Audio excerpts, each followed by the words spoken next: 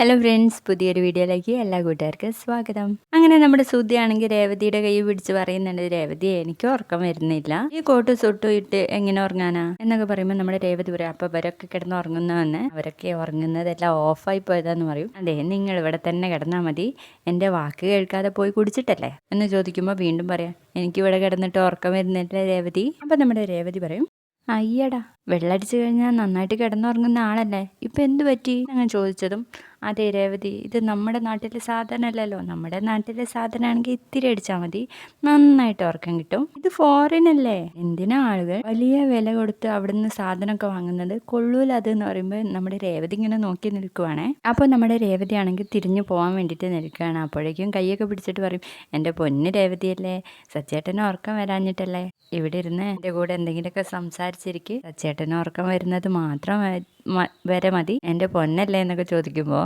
നമ്മുടെ സുധി ഉറക്കത്തിൽ പിച്ചുമ്പയും പറയുന്നുണ്ട് കേട്ടോ, പൊന്നല്ല gold, I am a gold man എന്നൊക്കെ. നീ മിണ്ടാതിരിക്കടാ എന്ന് സച്ചി പറയുമ്പോൾ രേവതി ചോദിക്കുന്നുണ്ട്, എന്താ നിങ്ങളുടെ ഉദ്ദേശം, ഉള്ളിലേക്ക് വരാനാണോ എന്ന്. അയ്യോ, ഉള്ളിലേക്ക് ഞാനില്ല, ഐ എം എ ജെന്റിൽ മാൻ, എൻ്റെ അച്ഛൻ പറഞ്ഞ വാക്കൊന്നും ഞാൻ ധിക്കരിക്കാനില്ല എന്ന് പറയാണ്.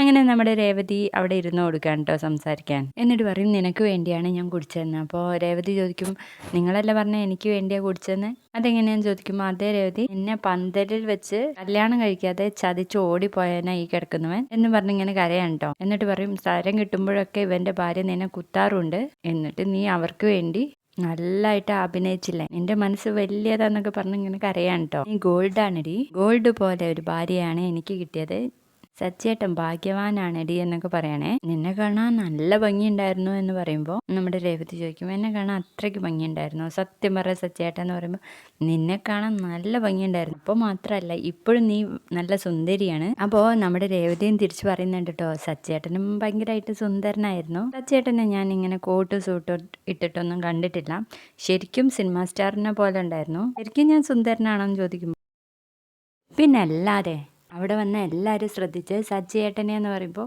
പോടുന്നതെന്ന് പറയണേ, കണ്ണ് കിട്ടാണ്ടിരുന്നാൽ മതി എന്ന് പറയണേ രേവതി കേട്ടോ. പിന്നീട് ഇവരൊക്കെ കിടന്ന് ഉറങ്ങുന്നു. പിറ്റേന്ന് രാവിലെ രവി വന്ന് രേവതിയോട് വാതിൽ ഉറക്കാൻ വേണ്ടി പറയുന്നുണ്ട്. അങ്ങനെ ശ്രീകാന്താണ് ട്ടോ ഉണരുക, രണ്ടുപേരെയും വിളിച്ചുണർത്താണ്. ആ സമയത്ത് സുധി പറയുന്നുണ്ട്, എടാ നീ എന്തിനാടാ എൻ്റെ ബെഡ്റൂമിൽ വന്നത്, ഇറങ്ങിപ്പോടാന്നൊക്കെ പറയുമ്പോൾ, അയ്യേ ഏട്ടാ നീക്കി, നമ്മൾ 3 പേരും ഇന്നലെ ഇവിടെ കിടന്നത് എന്നൊക്കെ പറയുമ്പോഴേക്കും അച്ഛനെ കണ്ടിട്ട് വേഗം ഓടിപ്പോവാൻ കേട്ടോ സുധി. അച്ഛാ അച്ഛാ അച്ഛാ എന്നൊക്കെ പറഞ്ഞിട്ട് പോകുന്ന നേരത്തെ നമ്മുടെ രവി ചോദിക്കും, നീ വലിയ മുതലാളിയായിട്ട് ഇന്നലെ എവിടെയാണോ കിടന്നതെന്ന്, അച്ഛനല്ലേ എന്നെ ഇവിടെ കൊണ്ടുപോയി കിടത്തിയെന്ന് ചോദിക്കുമ്പോൾ, എടാ അച്ഛാ, ഞാൻ വളർന്നു വരുന്ന ഒരു ബിസിനസ് മാഗ്നറ്റാന്ന് അച്ഛൻ ഓർമ്മയില്ലേ, എന്നെ ഇവിടെ കിടത്താൻ പാടുണ്ടോ എന്നൊക്കെ ചോദിക്കാൻ കേട്ടോ. അതിനുശേഷം രവിയുടെ അടുത്ത് നിന്ന് നന്നായിട്ട് കിട്ടുന്നുണ്ട് 3 കുടിച്ചതിന്.